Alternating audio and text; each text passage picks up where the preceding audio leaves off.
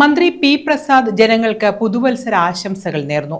മാനവ മൈത്രിയും നന്മയും സാഹോദര്യവും പുതുവത്സരത്തിൽ ഊട്ടിയുറപ്പിക്കാൻ കഴിയട്ടെയെന്ന് മന്ത്രി ആശംസിച്ചു. 2026 സ്നേഹത്തിന്റെയും സൗഹൃദത്തിന്റെയും സമാധാനത്തിന്റെയും സന്തോഷത്തിന്റെയും വർഷമായി തീരട്ടെ എന്നാണ് എല്ലാവരും ആഗ്രഹിക്കുന്നത്. ഓരോ വർഷം പിറക്കുമ്പോഴും നമ്മുടെ എല്ലാം മനസ്സിൽ ഈ ചിന്തകളുണ്ട്. നന്മകളെ ചേർത്ത് വെച്ച് മുന്നോട്ട് പോകാൻ, മോശപ്പെട്ടവയെ എല്ലാം കൈയൊഴിയാൻ നമുക്ക് ഒരു പുതുവർഷത്തിന്റെ ആഘോഷങ്ങൾ പ്രേരണയായി തീരും എന്നാണ് എൻ്റെയും വിശ്വാസം. 2026 അത്തരത്തിൽ നന്മയുടേതായി തീരട്ടെ, സൗഹൃദത്തിന്റെയും സന്തോഷത്തിന്റെയും സ്നേഹത്തിന്റെയും ആയിത്തീരട്ടെ.